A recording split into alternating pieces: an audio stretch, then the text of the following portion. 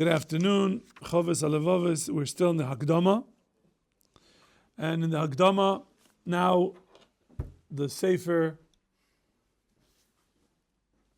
moves forward after establishing that according to the verses in the Torah, according to the teachings of Chazal, we know that there's a duty to invest energy learning and fulfilling the duties of the heart.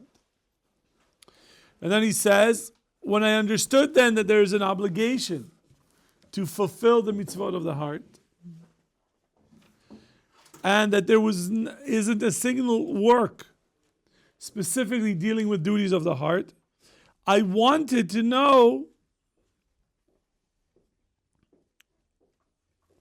what could we do? What should I write? And he says, I saw in the Maisim, the behavior, the events in the lives of the ancients, Zichronam Livracha, the Chachamim, and what we received from them, that they were very much on top of themselves. It's very important. The Chachamim, the times of the Tanaim and the Amoraim, were on top of themselves. You did not need to tell them to show up to class. You didn't have to tell them, where are you? You didn't have to tell them, why'd you go to Tel Aviv in the middle of the day in the yeshiva?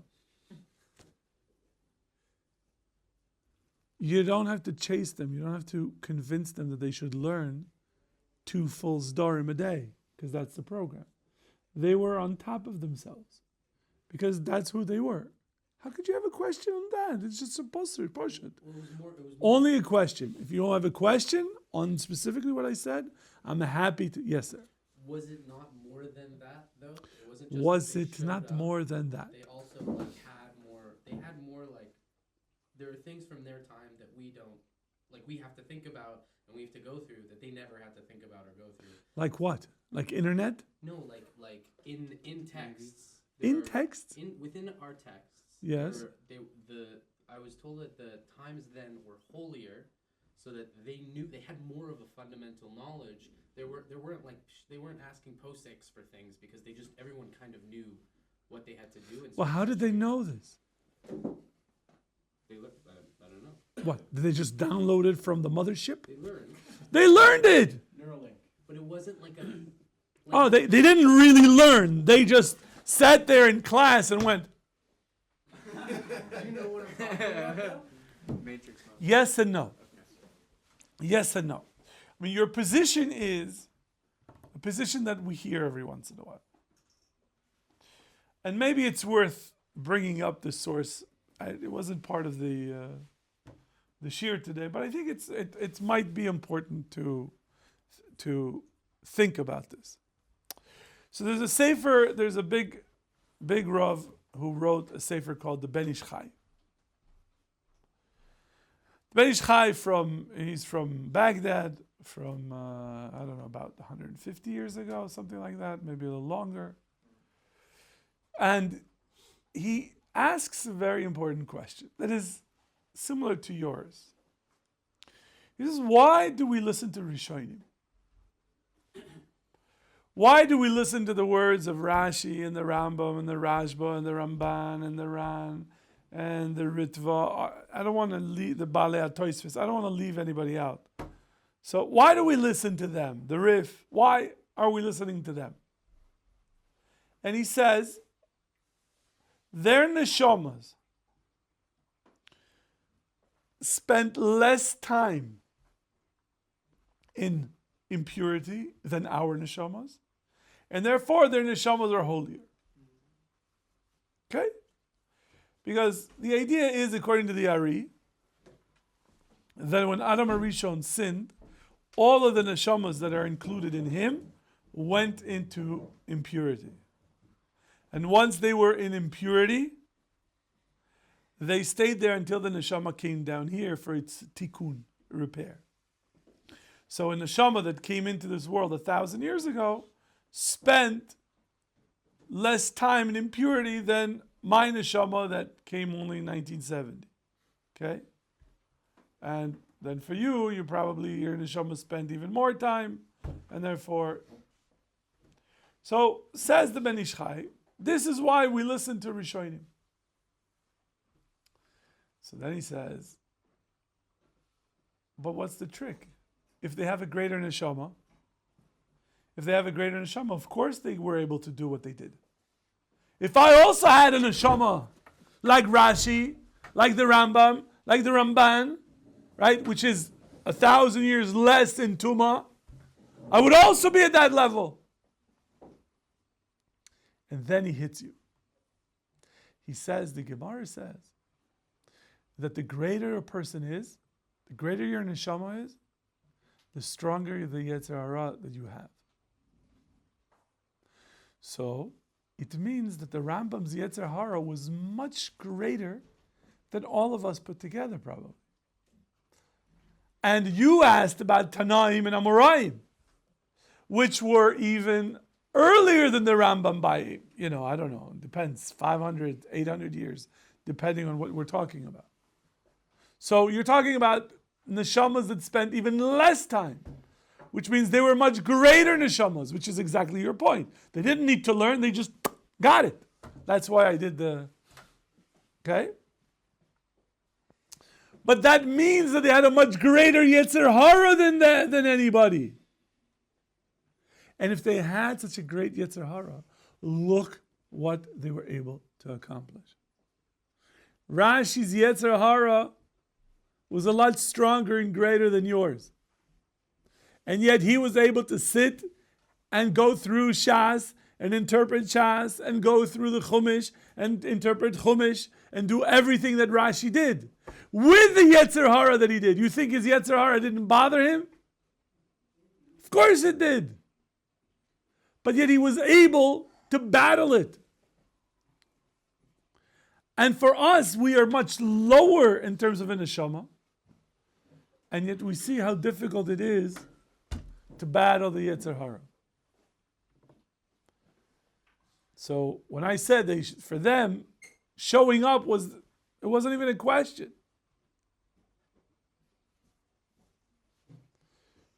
But it was a battle. It wasn't a question. It was a battle. Yes, Avram. Thank you. Yeah, but, Oh, here comes a rebuttal. no, I have two things. One, nothing. One, you're saying that as long as before our neshama comes into our bodies, it's sitting in tuma. It's not like up with That's Hashem. the Ben Ish Chai is saying that. Okay.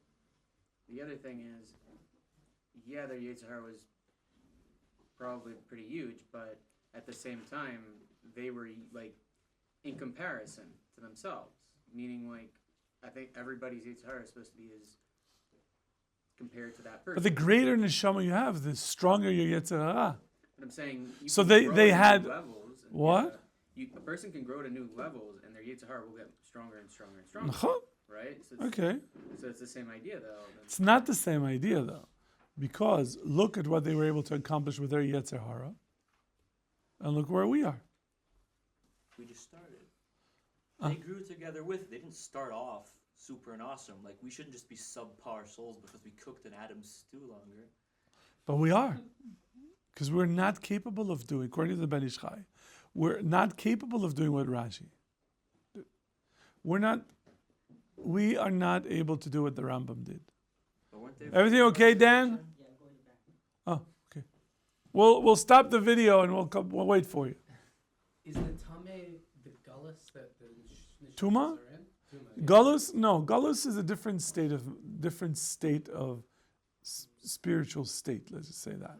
It was just Tameh because So I just brought an example from the Ben Ish Chai to answer your question. Now they want to argue on this Ben Ish Chai, but that's not. I'm not arguing, just I want to Okay. understand. Okay, fine. But if someone's reincarnated, right? Then they leave. That doesn't factor. perspective, yeah. That doesn't factor Gilgulim. The Ben Ish Chai doesn't factor Gilgulim, but Gilgulim is a separate sugya because they're different. It depends on what you do in your life in order to get a Gilgul. And getting a Gilgul means that you didn't make it to Gehenna. And if you made it to Gehenna, it just means you didn't get to Gan Eden. But it's a lot better than Gilgulim. Coming back here and starting all over again, that's a lot of work. Just ask Saxton. You come back here for one thing, and you just live 120 years for that thing to occur. So Gilgul is not so simple. And if you're a person as Russia, you only get 3 Gilgulim. But if you are on the path of tikkun and repairing yourself, then you can get many more than 3. Is there a limit? Of if you're on the good path or on the bad path? Yeah, on the good path. No. The Zohar doesn't say that it has a limit.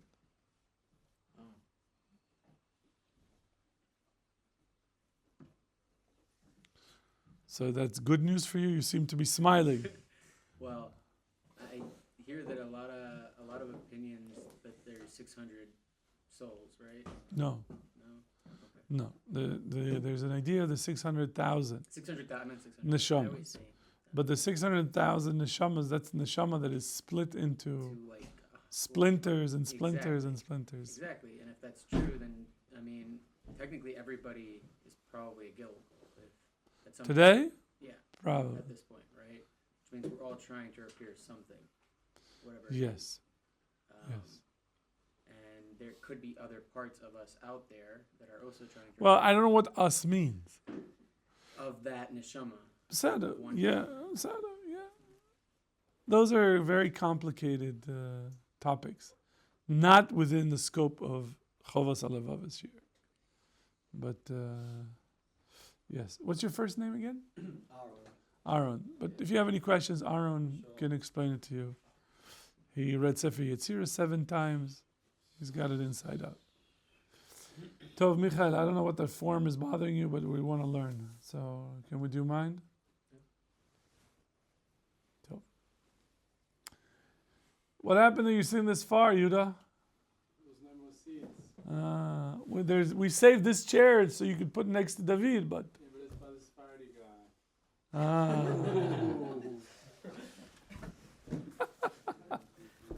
That's you. That's the other. That's Tov. Shh. Gentlemen, please. So they were on top of themselves. Chachamim at the time of the Gemara, for example, were on top of themselves. They did not need somebody to go chase them. Come to class. Come to class. Where are you? I need a nap. What? Nothing. You don't need a nap. Okay? For the record, he does not need a nap. The reason he doesn't show up is not because of a nap. It's because he's Sephardi. Okay?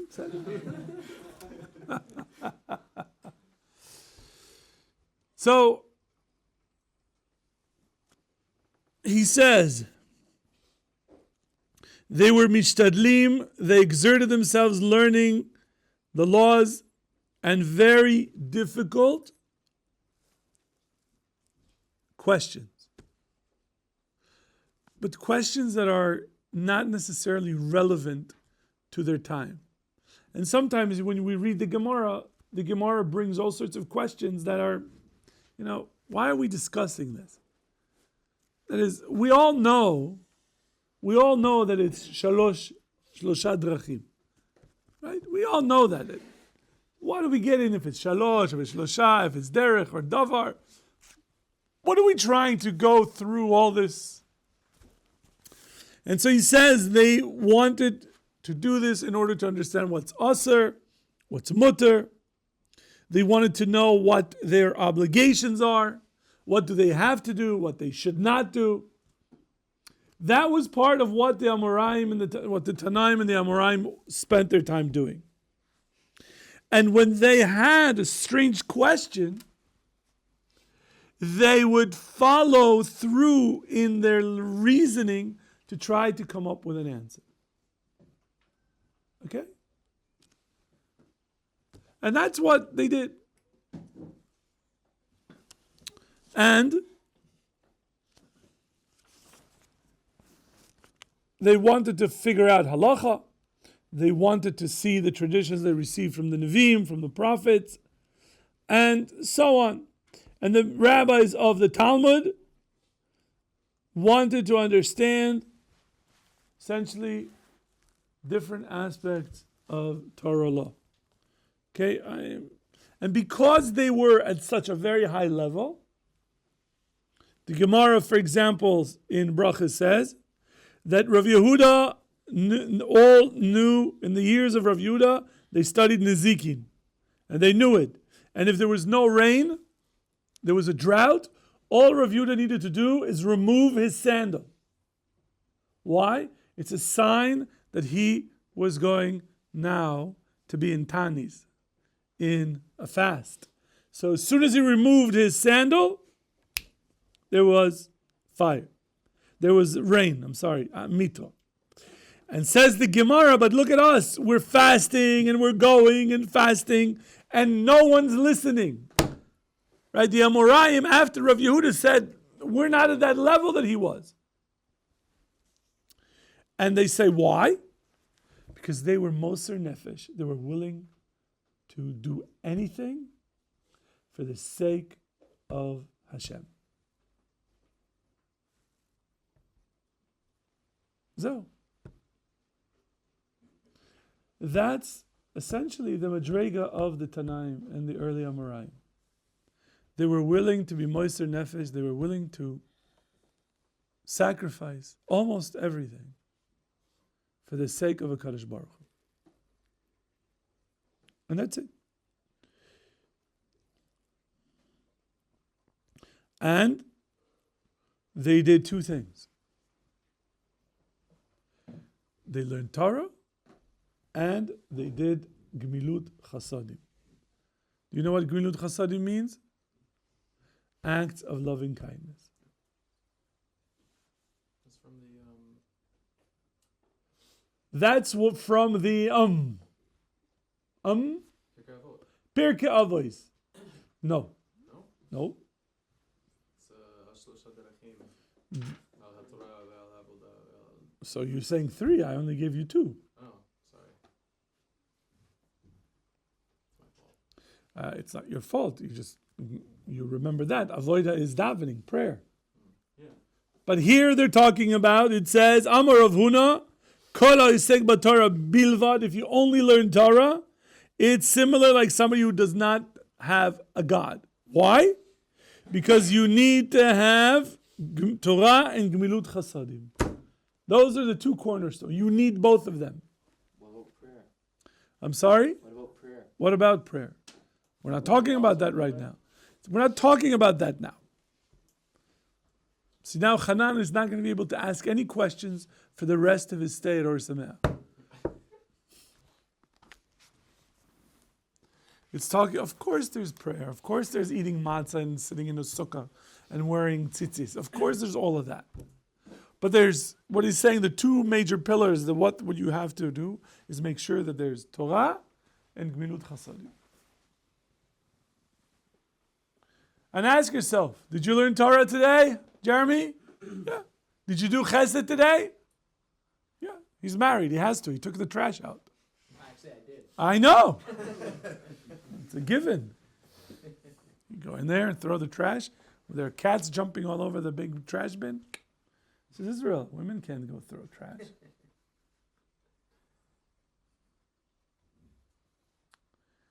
Did you do Chesed today, Moshe? Well, you better. Smile at me. That's Chesed. When you smile at somebody, make somebody happy. Chase, you're with me? Mm-hmm. Good. Michael did Chesed. That's why he's all happy. You gave me a popsicle. Says, Rabbi, here.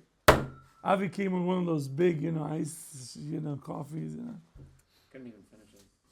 And then he threw it without even Rabbi. I would have offered it to you. Yeah, I would have. Woulda, coulda, I shoulda. had bronchitis. I didn't think you'd. I wouldn't. You got bronchitis. We already talked about that you're not contagious after 48 hours of Yeah, but taking. I mean, would you still drink from something that I drank from? Yes, you look like a good guy. Okay. You don't have the problem of Next Shaya. time we need to- I will offer No, don't. It's okay. I'm good. I'm just giving you a hard time. So, the roots of all the actions, the ultimate root of all our actions, are really dependent on the depth of our heart and the purity of our conscience. Ask yourself, what is the motivation? Why am I doing? Why do I want to do what I'm doing? Why do I want to learn Torah? Why do I want to get married?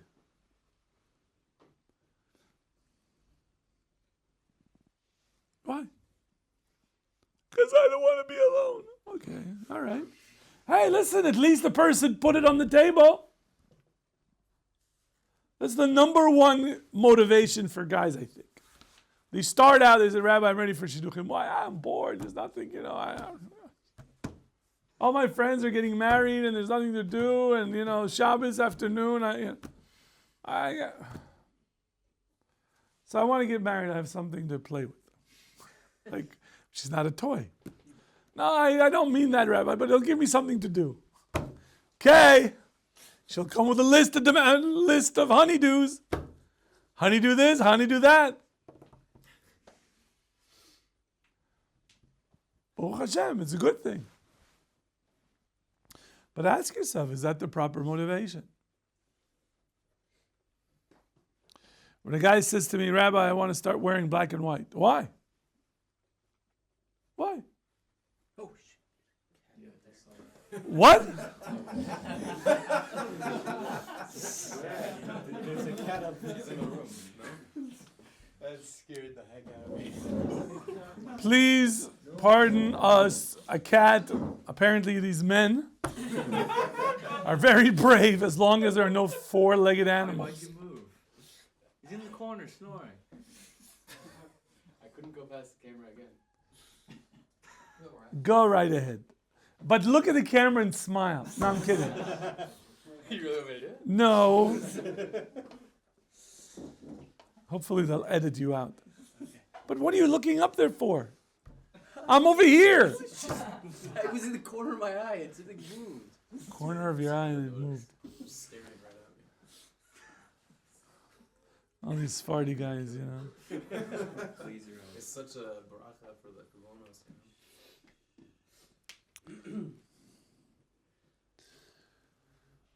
Wow. I don't remember where I was. Sorry. The cat. But the idea is like this. We have to have a set time to figure out what are our motivations for what we do. Don't be a robot, Aaron. Don't do things just to do them. Right? So you're fudging with this book. Okay, why? I don't know. But ask yourself, why am I doing what I'm doing? And things that are important, you should have clarity on the motivation of why you want to do it. Our goal is, by learning Torah, is because we want to get closer to HaKadosh Baruch Hu. The more Torah we learn, the more we learn about Hashem. We learn about what He wants. We learn about how He does things. Right? When we read the Parsha of the week, particularly in the Parsha of Avraham, Yitzchak, and Yaakov, we learn about the relationship between God and human beings. Somebody today came to my office and said, Rabbi, life is painful. I have an ingrown toenail. Okay, that could be painful. But look at the lives of Avraham, Yitzchak, and Yaakov. Easy life? Strawberries and whipped cream? Mamish, no. Every single parsha, look at their lives. Look how difficult things were. And yet these are the people that are closest to Hashem. So when we face adversity, if the motivation is we always want to connect to Kadosh Baruch Hu, then anything that comes towards us we use as a springboard to get closer.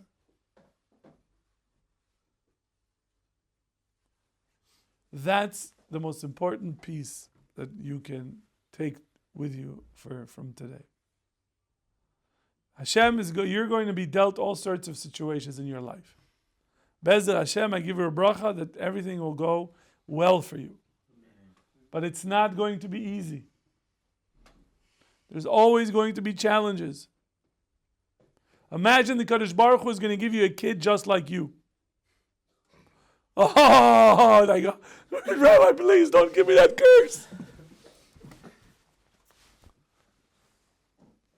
And you're the parent.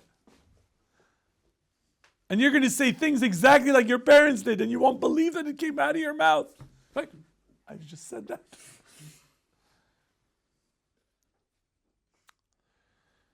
So we are going to be faced challenges. But we have to understand that whatever Hashem is giving us is ultimately, not immediately, ultimately for what's best for us. Now, what's best for us isn't an easy life. It's not. What's best for us is what brings us as close to Hashem as possible. And that requires a life of growth. Nobody grows without adversity and failure. And malasot. Nobody grows. None of you are going to become experts in Gemara by putting the Gemara under your pillow and waking up in the morning knowing everything. The Gaon of Vilna, for example, they showed him in Shamayim that they wanted to give him special truths so that he will learn Torah as a gift from Shamayim. And he said, I don't want it. I want to toil and I want to earn it myself. I don't want gifts. That's a very, very high madrega. We're all davening to Kadosh Baruch Hu to help us. Hashem gives me money, give me success, give me, I don't know, whatever you want. What do you want? What do I want? Another falafel? What? I don't know. You don't want any? You don't even know what you want? No. How can you not know what you want?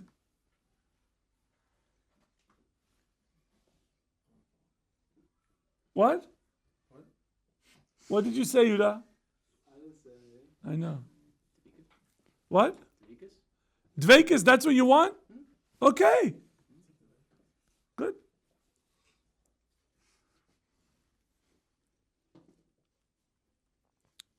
Tov. And so, without the right attitude and motivation, says the pasuk in Yeshaya, the prophet, chapter 1, verse 15, Gamim tarbu tefila eineni shomea. Even if you pray over and over and over, I will not listen. Why? Yadeichem damim maleu. Your hands are full of blood. He says, purify yourselves, wash yourselves, remove evil from you, and cease to do evil. And so we have to have purity in us and have the right motivation. Our prayer to Hashem is not because so that we could, what? Go on vacation, take a cruise, but rather because we need the money in order to stay in yeshiva. We need the money so that we have a little bit less stress, so that we can pay our bills, so that we can continue to be in yeshiva a little longer.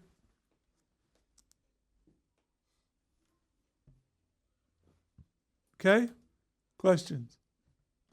Comments? You want to give us a cat report since you're looking up? I don't see it anymore. You don't see the cat anymore. No, it's scaring me. Okay. It's scaring you that you don't see it? It's in the ceiling now? It's in the ceiling looking for rats. Don't worry. It does it all the time and it doesn't fall through. Ish. Except for that one case that the guy fell on his head. That was hilarious. It would have gone viral if we would have filmed it. But it'll be a problem. So, now we're talking about kavana. What is kavana? The proper intention. And toeles, and the right purpose for doing the mitzvot. That it needs to be that what we are doing on the outside and what we're doing on the inside should be equal to serve Hashem. That is, what your actions are doing and what you're saying and what you're thinking all align. I'm sure all of you met people. When you spoke to them, you thought one thing, you said another thing, and your body language said something else.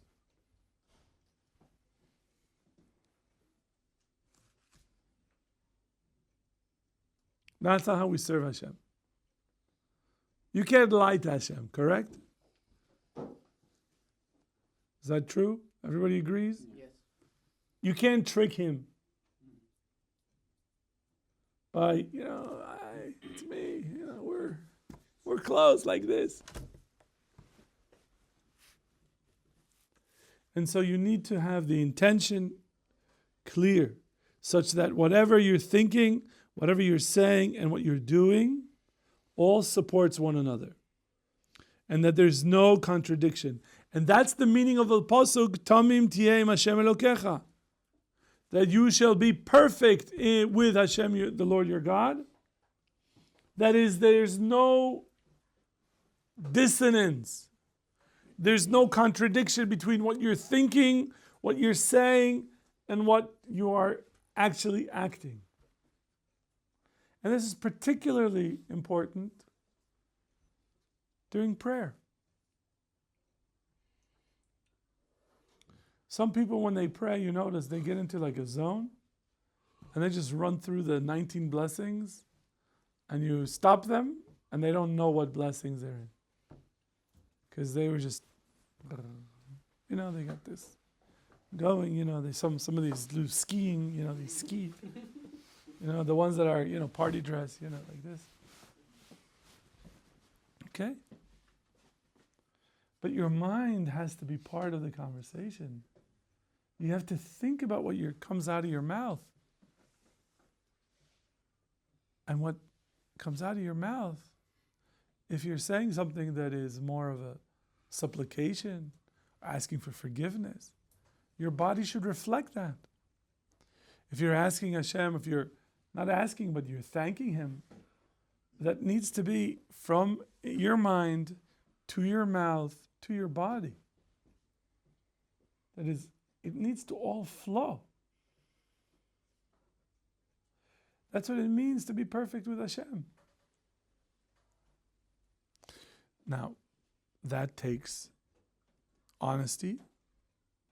It takes practice. We live in a world that, if you think about it, the world that we live in is like a Purim world. We have a persona that's what our public person is. But on the inside, we're very, very different than the public persona. And we behave, with some people we behave one way, other people we behave a different way. And we have this sort of, I don't want to say Dr. Jekyll and Mr. Hyde, but we have different sort of split personalities for whatever. Yes? I mean, you're not going to act the same way in front of like your principal or your teacher as you would in front of your wife or your children. Why not?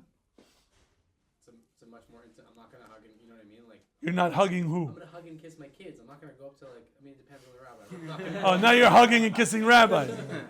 Get away from me. But I'm saying, like, you do have to adapt somewhat. You do have to adapt somewhat.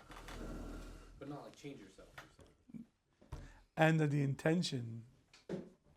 How many of us are fake in certain social situations? You go to a Shabbos meal, are you who you are? Not really. The first 10 minutes, you're worried about the reputation. So you have a whole story of who you are, what's your kiruv. I was like this, I grew up like that. It's sort of. And they ask you, what do you do? Well, I have a PhD from NYU. I was a professor. The whole sort of your body, Really? Behemoth? This is it? But if you always constantly think that with Hashem, Hashem, you don't need to put up a front. You don't need a wall. Maybe with friends, you don't want to open up completely. Because sometimes when you open up to the wrong people, they use it against you. Right, Shaya? Happens. That's what Rabbi does. Tell him one thing, and then the next thing you know, tomorrow, Rabbi, tomorrow I'm stopping.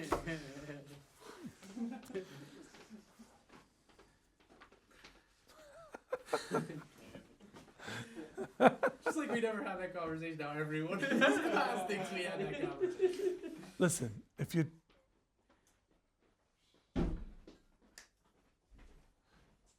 if you're embarrassed to talk about it, you should know there are therapists that help you deal with these things. Okay? Thank you, Rabbi. Maybe he needs to sleep on the floor for a few nights.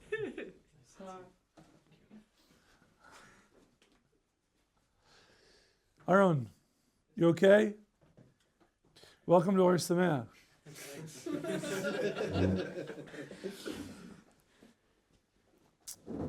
So,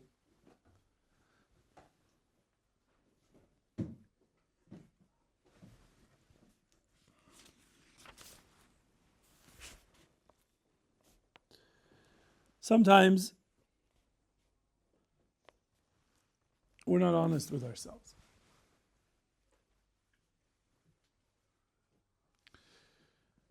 And without being honest to yourself, it's very hard to be honest to Hashem.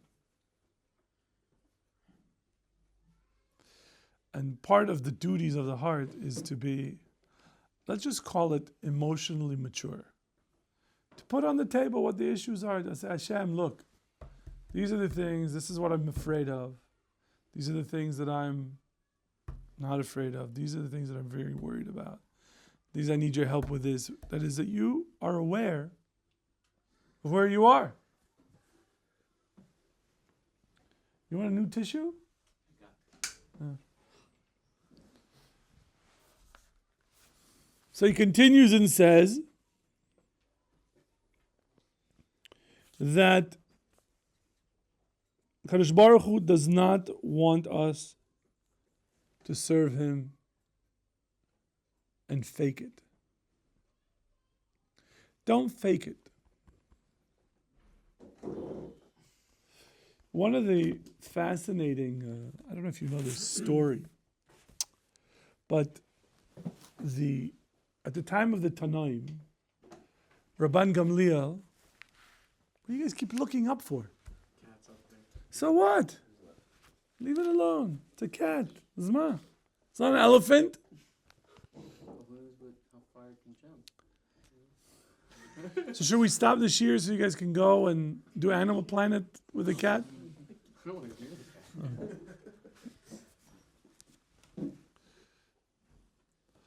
The Chovos Halevavos says that Hashem does not accept fake service. And so I said that Rabban Gamliel was the Nasi of the Jewish people. And there was a little bit of a debate, little challenge between Chachamim and him, Rabbi Yeshua. And for whatever reason, I don't want to get into the details of the story, Chachamim voted Rabban Gamliel out. And they appointed Rabbi Elazar ben Azariah to be the Nasi. Okay? And when this coup, mamish a coup, took place, Rabban Gamliel put a guard outside the Beis Medrash, and you couldn't walk in to learn Torah like in Mechina, that anybody can walk in. There was a guard. And the rule was, Rabban Gamliel says, the only way you get in is if you're inside is like you're outside.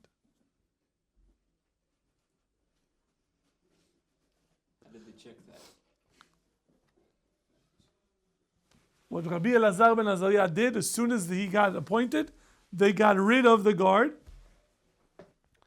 And they had to add, I think the number was 300 benches.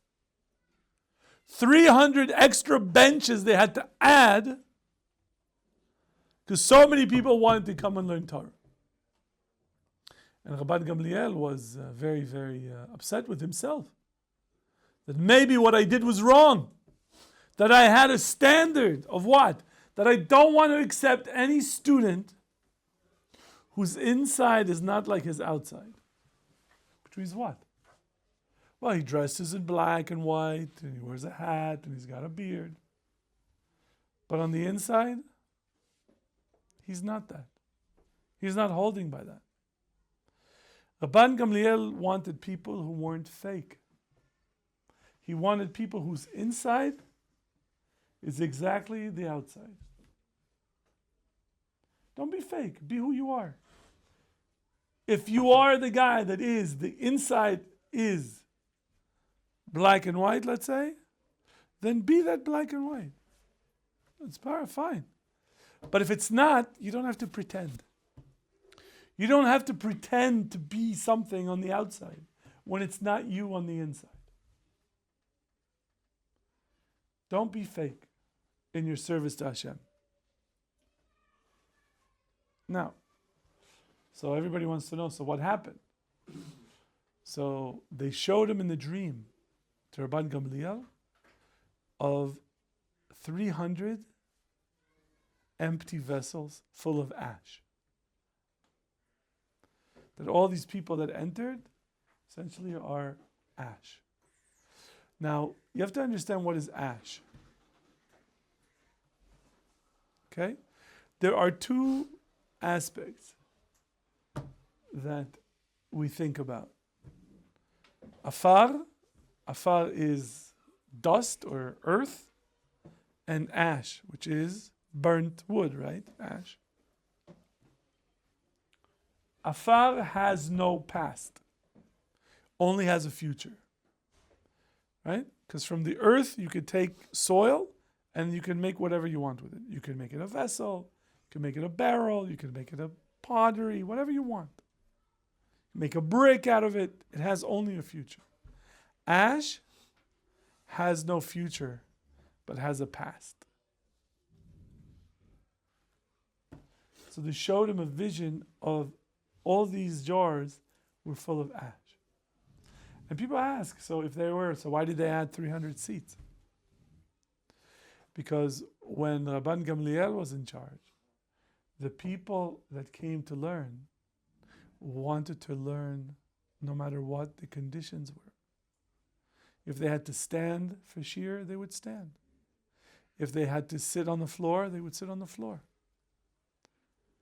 But now, when everybody came, people said, hey, we can't learn like this. We want to have benches. We want to have nice standards.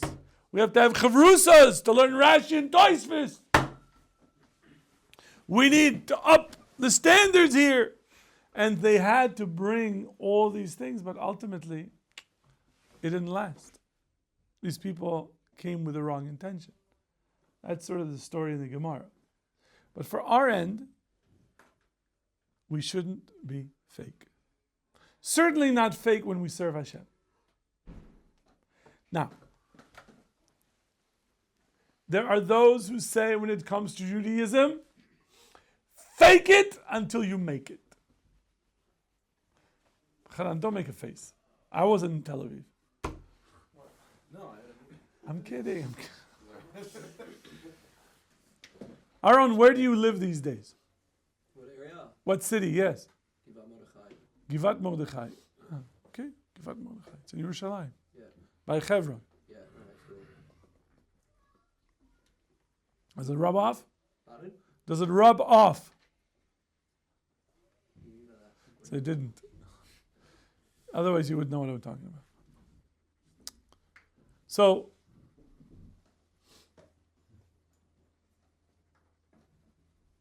there is a position in Judaism to fake it until you make it. That is, go through the motions. Put on tzitzis even though you're not fully in it. Put on tefillin even if you're not.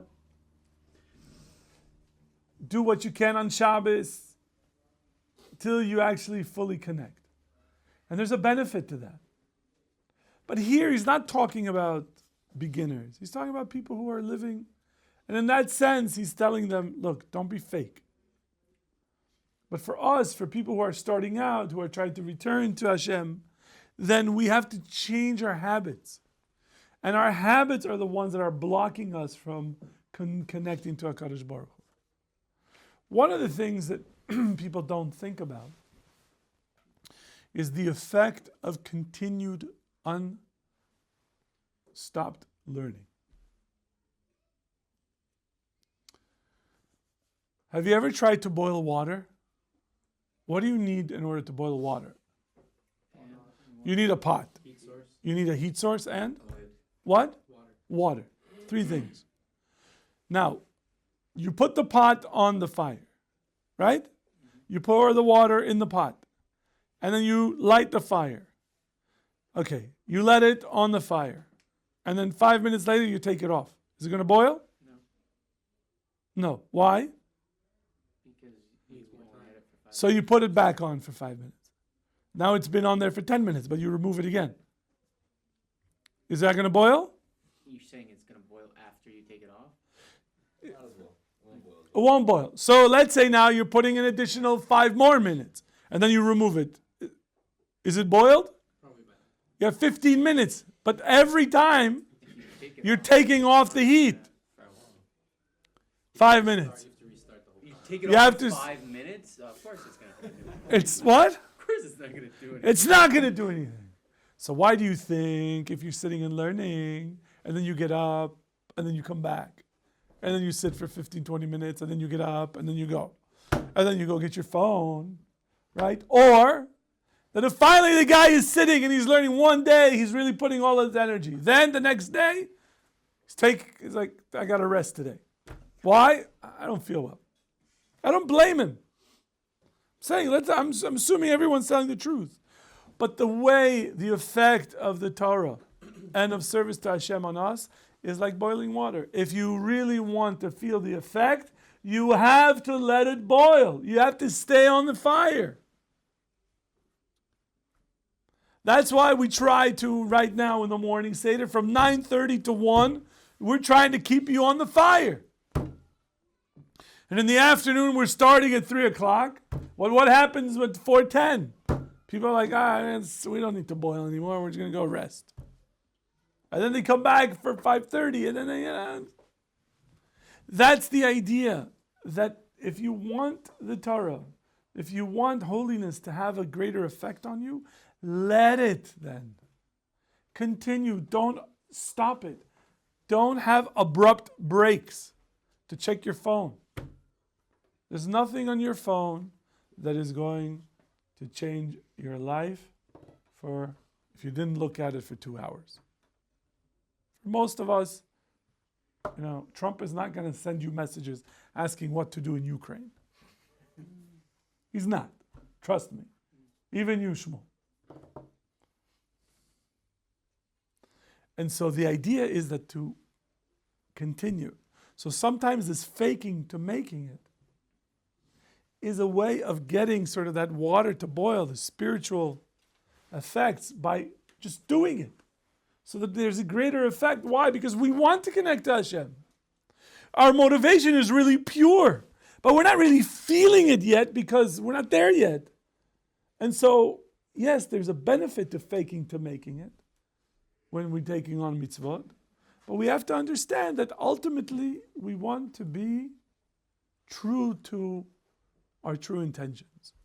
To serve Hashem with the right mindset, with the right attitude, with the right posture, with the right energy and body, so that we can make a Kadosh Baruch Hu as happy as we can. We'll stop here. We'll continue tomorrow.